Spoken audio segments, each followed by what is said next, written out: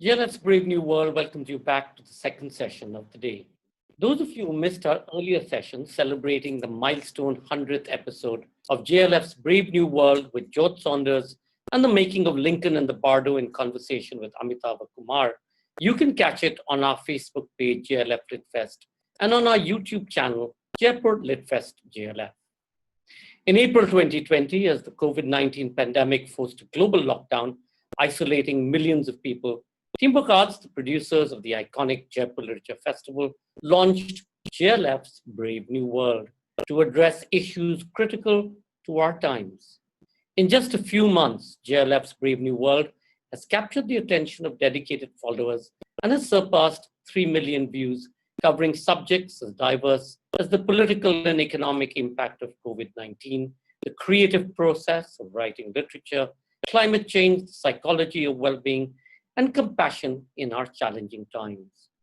The series has hosted nearly 200 speakers, including Nobel laureates, Man Booker, Pulitzer, Commonwealth, Sahitya Academy, DSC, JCB, and Crossword Prize-winning authors, including Colm Toibin, His Holiness the 14th Dalai Lama, Elizabeth Gilbert, Jhumpa Lahiri, Margaret Atwood, Neil Gaiman, Orhan Pamuk, Paul Muldoon, Peter Carey, Peter Morgan, Shashi Tharoor, Dr. Siddhartha Mukherjee, and many others. Our official radio partner is Red FM Bajate Raho.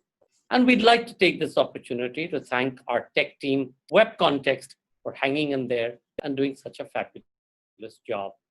Our next session today is a new series bringing together some of the best conversation at JLF's Brave New World, the heart of the matter.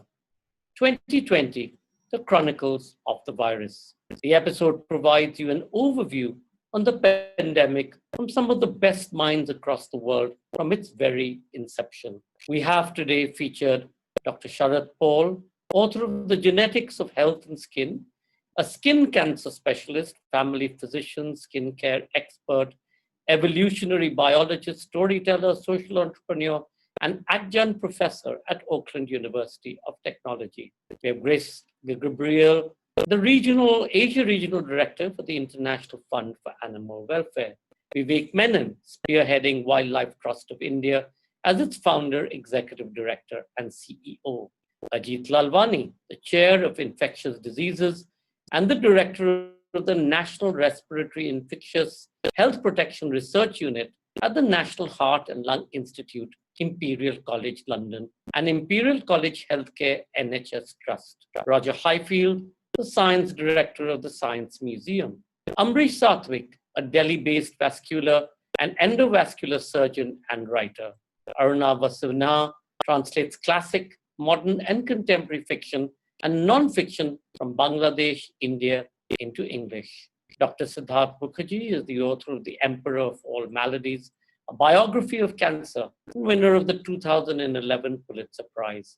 Mukherjee is an assistant professor of medicine at Columbia University and a cancer physician and researcher.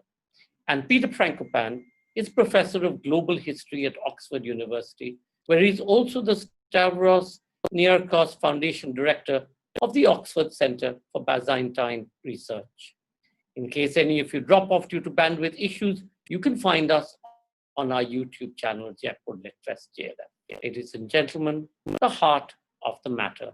2020, the Chronicles. We're so interconnected and it travels by large droplets.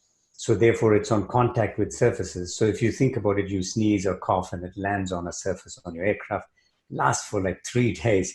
So literally, or on any other surface, the airports, and we're so interconnected now, even more so than we were 20 years ago. And you can actually see a clear link with places like Wuhan, for example, has very close contacts with Italy in trade, because apparently a lot of their luxury goods are manufactured in Wuhan, right? So whereas in New Zealand, our links are to different parts of China, we had not even really, to be honest, heard of Wuhan before this happened. So really, I think you can see the interconnectedness, travel. If you look at the United States, last year, the internal and external airports carried 1 billion passengers. If you think about all that, it's inevitable that it's going to go global. and less and less connected places. So that's why we don't have it much in the Pacific Islands, because they don't have flights coming in and out. Sure. What everybody's been saying is that the coronavirus is quite unique in the way that it's been able to adapt and change. Is that true? And does it have an innate intelligence built into it? I think all viruses do to some degree, or all microbes do. I think you have to stop and think about, firstly, everything works on natural selection. So you have to think like a virus. So if you think like a virus, then you are thinking, how do I actually spread? So for a start, you don't want to be. So the mutations are based on density, in my view, to a large degree. And this has been a bit overlooked. So for example, what I'm trying to get at is, let's just say you were in a school bus and you were in a place where there were only 5 kids in a school bus. If you infected all of them and you kill them all, then you have no future yourself as a virus. So generally in more sparsely populated places like New Zealand or Australia or Iceland or whatever, you can even say Germany, that you may find that death rates are lower, because also our incidence is much lower. Density, the virulence of the virus rather, is lower. Whereas in places which have lots of people, it can be more virulent because it can afford to actually kill more people. And I think, so that's how viruses mutate. What's interesting with these is actually the mutation rates for COVID is not higher than many other viruses, but it's very typical of this kind of a coronavirus. They generally mutate, but the mutations are what we call stable mutations, which means they're not really changing dramatically, but they're changing just subtly. But what I was finding interesting is The Crown of Thorns, the title we chose, was really on a new book I'm writing on pandemics and this one. And really, one of the things was, if you look at the plague in 1300s, which killed 50% of Europe, basically it came from rat-infested and flea-infested rats from ships. Again, it was because of interconnectedness from trade. They were bringing grain from Egypt and here and there, and rats were infested with fleas. And then when the rats die, the rats infect humans because they're in close proximity. And what people had thought was, they thought that, okay, 2 weeks it takes for the rats to get rat colony to be fully infected. And then apparently the fleas then fast for about 2 to 3 days before they look for new hosts. And humans were conveniently located on the ships.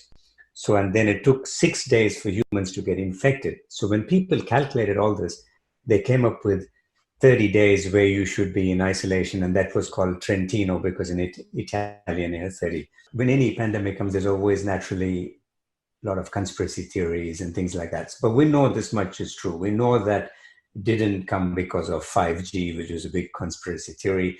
We know that it's also natural selection. Like, we can see this virus has changed over time from bats over 20 years. So in other words, what it means is that this virus actually evolved naturally. And it possibly recombined with another virus, which was either found in pangolins. But my thing, which hasn't come out a lot in the media, is my suspicion actually, see, industrialized farming has a much higher risk than just wild animals. So raccoons in China and Asia are farmed.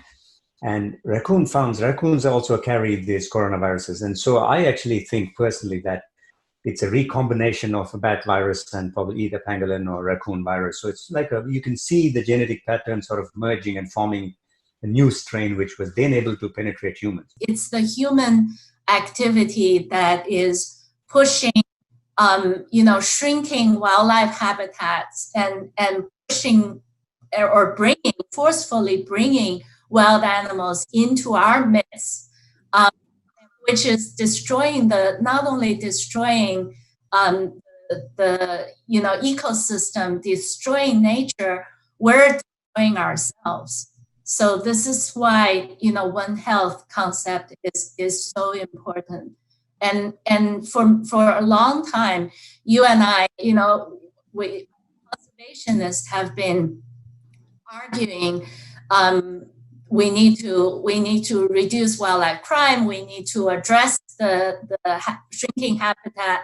We're looking at it quite often from a species conservation and survival, species wild animal survival perspective.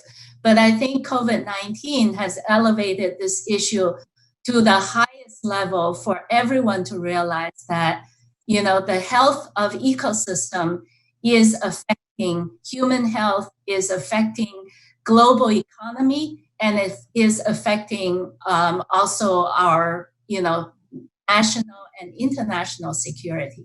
Since China recognized that wildlife trading was the issue that started the COVID-19, instantly Chinese government shut down wildlife markets, shut down the trade, and currently the top level of government legislative body, the National People's Congress, has approved the decision to ban the trade, the consumption of wildlife for food. And that decision is indefinite until China revises its wildlife protection law. We need to be united. If wildlife crime is our common enemy, then we need to be united now more than ever to address this issue. Rather than, I'm really disheartened to see some politicians, outside of China trying to politicize this pandemic and use conspiracy theories or finger pointing and racial comments. That's really it not only doesn't help, it hurts. It hurts the focus. It deflects the topic, and it kills people too, because we need to now be united and share information and help each other, help all the countries together to address this crisis. And I can't agree more, because it is a global illegal wildlife crisis. It is a global biodiversity crisis. It's a global pandemic. What is the new world as we look forward? Can we control our greed and exploitation of nature? And can we live in a little more holistic manner? Can China and India, two old civilizations, lead the world in this? Yeah, it's, in the past, or part of the reason that started this pandemic was some of the legal loopholes that allow wildlife farming for the trade of their parts and products. And how much money, really, how much wildlife farming for trade of their parts contribute to a country's GDP, compared with that? Because of that activity, now we have the global economy shut down. There is no comparison, right? So I think this is a wake-up call. Yeah, it's unfortunate that we have to take COVID-19, which creates so much human suffering. But if there is a silver lining in this, is we need to have a higher political will to put commercial interests on the side and look at ecosystem as a whole, because protecting ecosystem is not only protecting your country's economy, it's protecting your people's safety and health, and it's protecting the whole planet. My illness began on March the 12th, actually all of a sudden, with a fever. I was walking home from work and feeling surprisingly cold, although it wasn't a particularly cold evening, and didn't really know why. And then it was, by the time I went to bed that night, I had a fever, which by the next morning was 39.5. And it started on a significant day, at least for the United Kingdom, because March the 12th was the day that the government decided to stop testing in the community. So it had given up on its strategy to contain the epidemic in the UK through testing, tracing, and isolation. So a very significant day, actually, it was. Yeah. I think it's also, I think it's an interesting day as well, because at about that time, if not a day beforehand, all the modelers in the UK had concluded that if the government was going to prevent the NHS from being overwhelmed, they only had one option at their disposal, which was a lockdown. So it was a very momentous time. Yes, that came a little bit later. That came, about 5 days later, a soft lockdown, recommendations, followed by a legally enforceable absolute lockdown about 5 more days after that. And I've never really known an illness like this. It's probably the illest I've ever been. In fact, it's certainly the illest I've ever been. And there was almost a week of unrelenting fever of 39.5. But by the end of the first week, I was feeling better, and I actually resumed work and thought I was over it. But then 24 hours later, I relapsed and the fever came back. And if anything, this time, although the muscle aches and pains that I've been suffering from didn't come back so badly, the illness certainly returned with quite a full force. I was just as exhausted as I'd been in the first week, maybe more so, and I began to cough up blood, which clearly was an indication that something was not right in my lungs. And what's clear with COVID-19 is that the infecting virus, SARS-CoV-2 as it's known, isn't very different in terms of, it's not genetic changes in the virus that are causing these different, what we call clinical outcomes or manifestations that you so vividly described, Roger. Rather, it's the host immune response. So it's the way different individuals' bodies respond to the infection and how they handle it. That determines whether someone is going to have a symptom-free infection, have a mild set of symptoms, or moderate to severe, as in my case, or very severe and end up in hospital, even more severe on intensive care. And so the key to unlocking that mystery really is to understand the body's immune response. And that's why, as you know, I've repurposed my entire team of immunologists, epidemiologists, respiratory physicians, and nurses. Do we have any idea what leads to this huge variation in symptoms, with quite a few people being infected and yet having no symptoms? Some go into rapid decline, some have this biphasic illness, and then, of course, some perish because of this phenomenon called a cytokine storm, when you get a sort of overreaction of the immune system. Do we have any insights into what leads to those astonishing differences? So that's a really fascinating question. And in fact, that's the question which, in the case of tuberculosis and influenza, first got me interested in these two other infections, because they are obviously, flu causes pandemics every few decades, and TB is itself an ongoing chronic pandemic. And in both of those conditions, as with COVID, you have a very wide range of outcomes following infection. And what's clear with COVID-19 is that the infecting virus, SARS-CoV-2 as it's known, isn't very different in terms of, it's not genetic changes in the virus that are causing these different, what we call clinical outcomes or manifestations that you so vividly described, Roger. Rather, it's the host immune response. So it's the way different individuals' bodies respond to the infection and how they handle it. That determines whether someone is going to have a symptom-free infection, have a mild set of symptoms, or moderate to severe, as in my case, or very severe and end up in hospital, even more severe on intensive care. And so the key to unlocking that mystery really is to understand the body's immune response. And that's why, as you know, I've repurposed my entire team of immunologists, epidemiologists, respiratory physicians, and nurses. I've repurposed the entire team to now work on COVID-19. If you can identify which immune responses are associated with the best outcomes, minimal symptoms or no symptoms at all, those are the immune responses that are protecting people. And those, therefore, are the immune responses that an effective vaccine should induce. And if you can identify those immune responses, what we call correlates of protection, you can then guide and accelerate vaccine development. And we hope to have results of that type within a few months, by which time, late summer, many vaccines will be entering clinical trials. And this will help to, if you like, guide which vaccines should be progressed and which shouldn't, because we'd have identified by then, hopefully, what are the right protective immune responses that should be induced.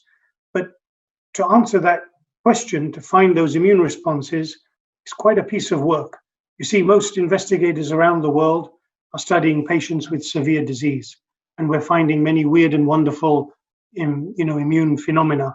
And indeed, those help to account for some of the symptoms and clinical manifestations of this weird and wonderful 2-week illness that it causes.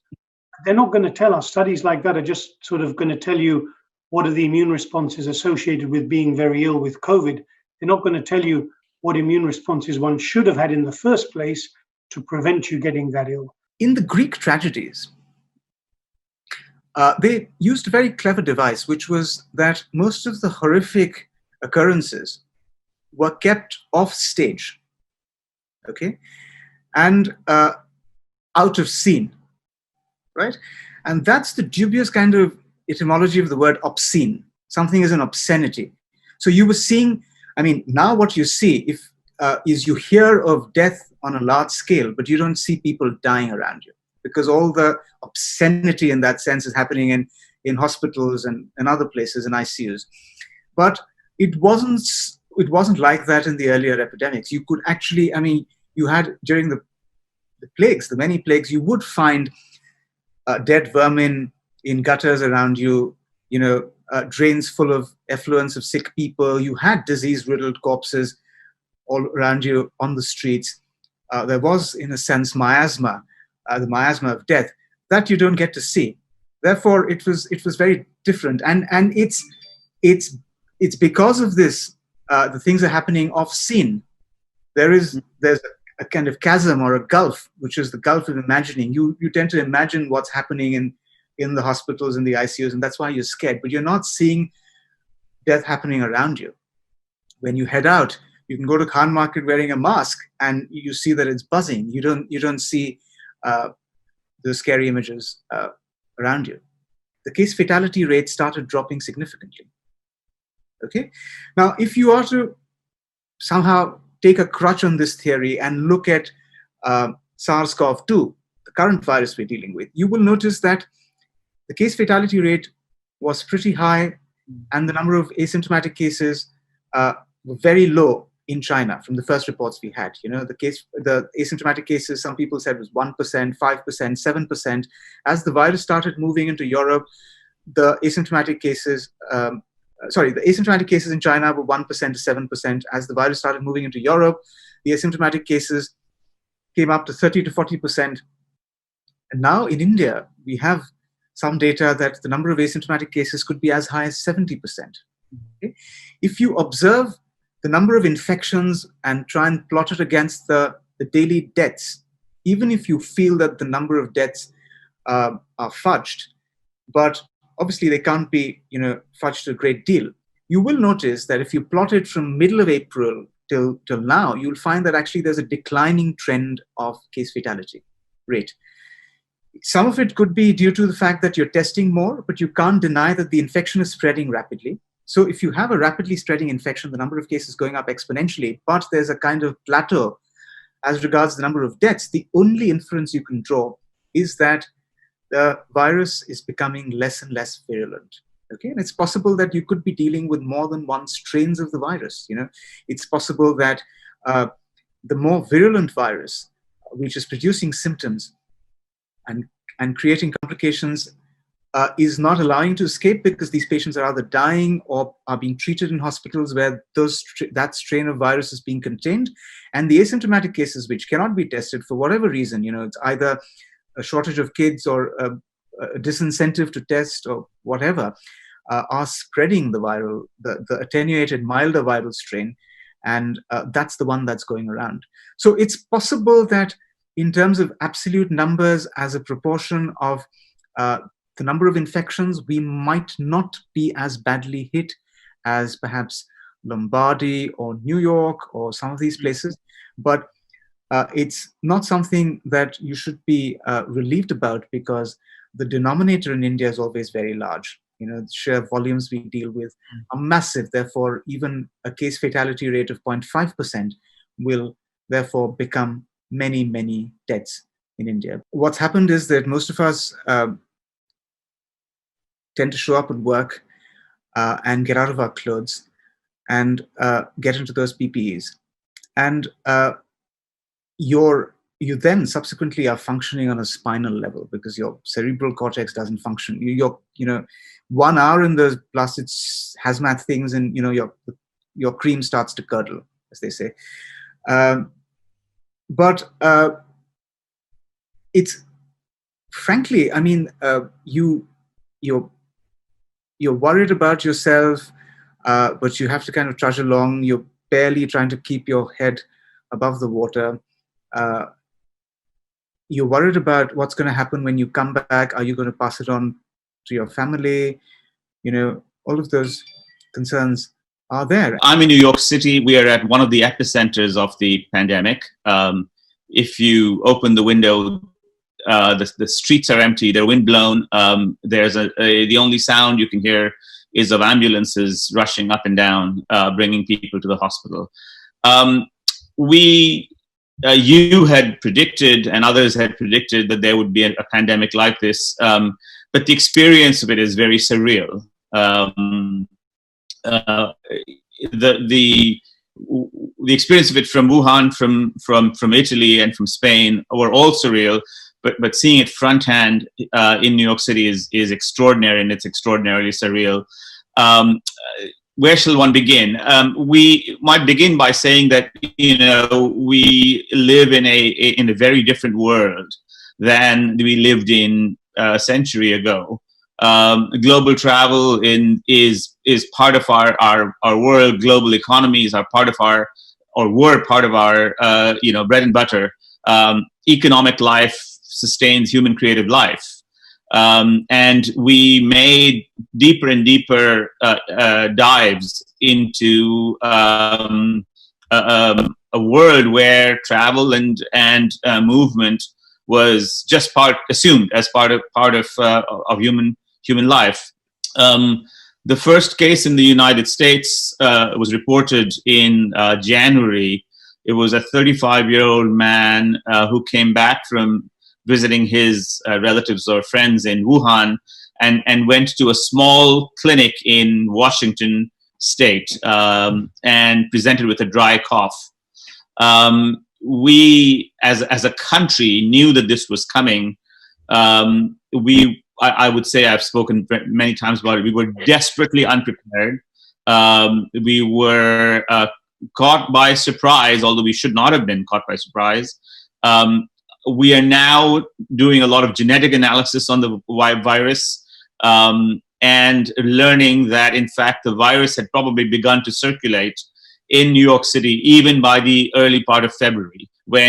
So for the United States, we were about a month behind the ball. And then there were several failings, including the failings of screening and finding the virus.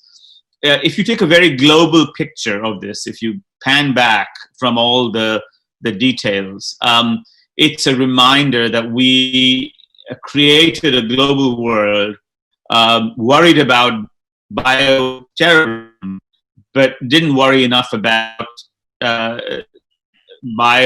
biology itself. And in doing so, put ourselves up for a kind of peril which was not avoidable, but was much more containable than the one we have. And we can talk. I know a lot about the drugs and the vaccines, so we can talk more about those. There's be so many different things that I'd like to talk about. So but why is it that coronaviruses are so dangerous? What is it that makes that is different to influenza viruses? What is it about this particular variant of a SARS, of COVID-19, of a SARS-2? Why is this one? I understand that we're connected. I understand it could have been contained better, dealt with at source in China and so on. And that's, from a historian's point of view, very interesting. But just from the medical perspective, what makes COVID-19 and other coronaviruses unusual, difficult to treat? Are we medically unprepared for them anyway? How come they manage to propagate so effectively?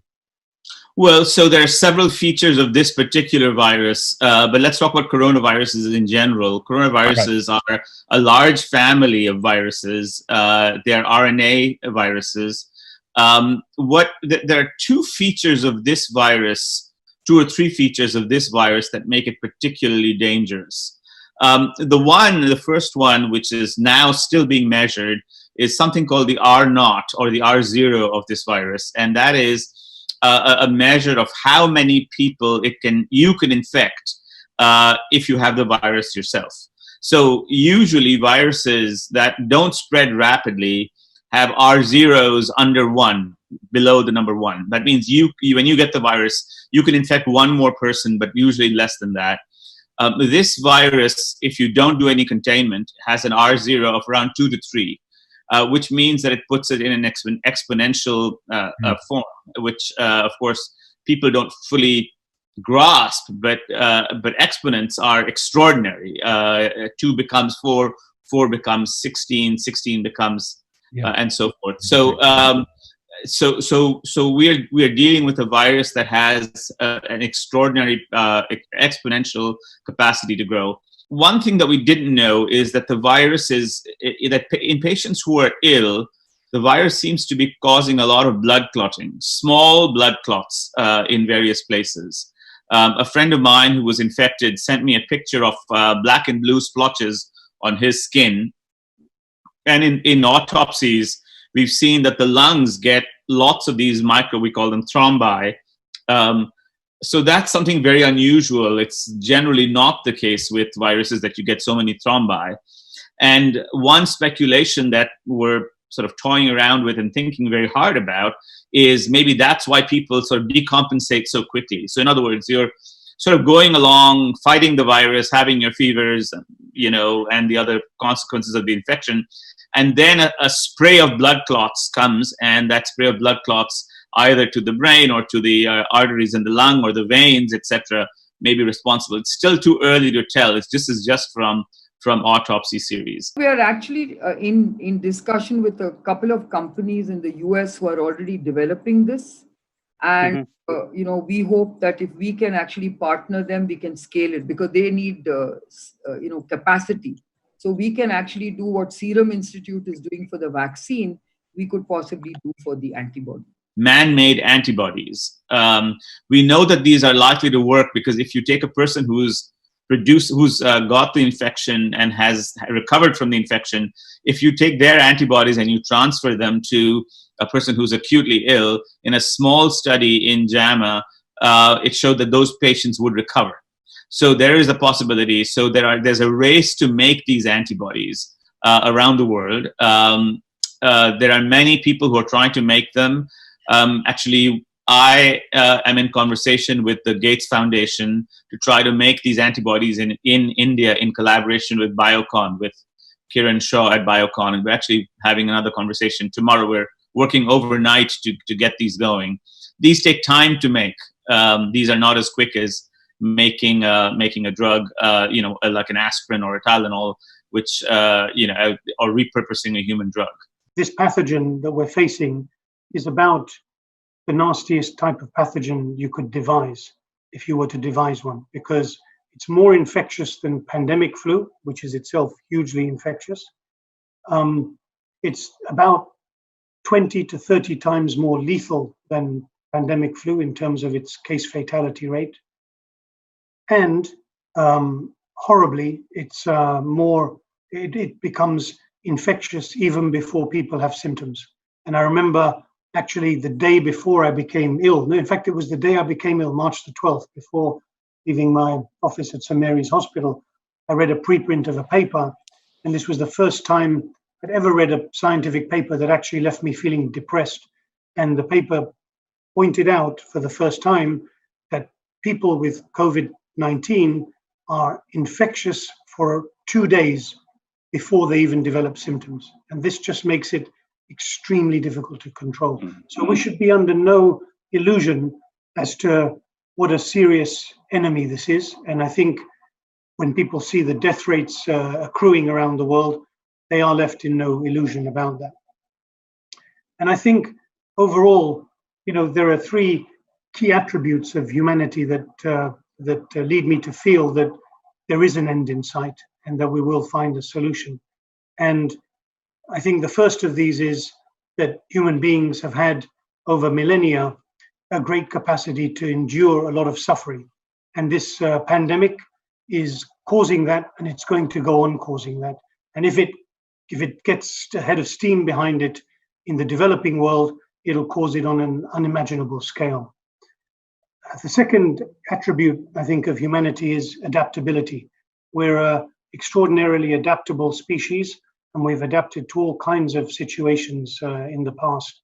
And with that comes resilience. So I think this means that we will be able to, we've got capacity for suffering, as we've seen, we've got capacity to adapt and cope with situations and perhaps be more resilient than we imagine. And thirdly and lastly, there's a lot of ingenuity. Humankind is very ingenious, and you see this at times, particularly when we're under the greatest threat. You look at each of the world wars, the rate of innovation, of inventions, of advancement of science in those 5-year bursts is phenomenal. And that's exactly what we're seeing now globally. So that brings me to have a high level of confidence that we will develop an effective vaccine to this infection, and probably that we'll have fast-acting effective drugs. But the vaccine is more crucial, and I have a high level of confidence that we'll get there. But getting there is going to be about a year or more.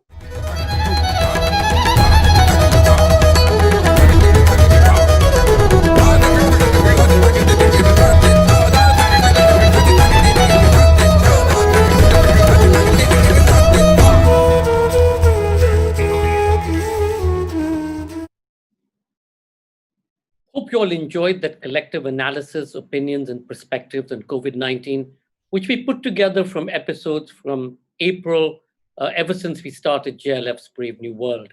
We thank our official radio partners, Red FM, Bajate Raho. Please do remember to log in on Friday, the 31st of July, for another set of great sessions. We begin with a little bit of Stephen Fry in conversation with Anandita Ghosh. Stephen Fry is the world's best-known actor and comedian. But when he arrived at Cambridge, he was a convicted thief, an addict, and a failed suicide. Convinced that he would be expelled, and instead, the university life offered him love and the chance to entertain. He befriended bright young things like Hugh Laurie and actress Emma Thompson.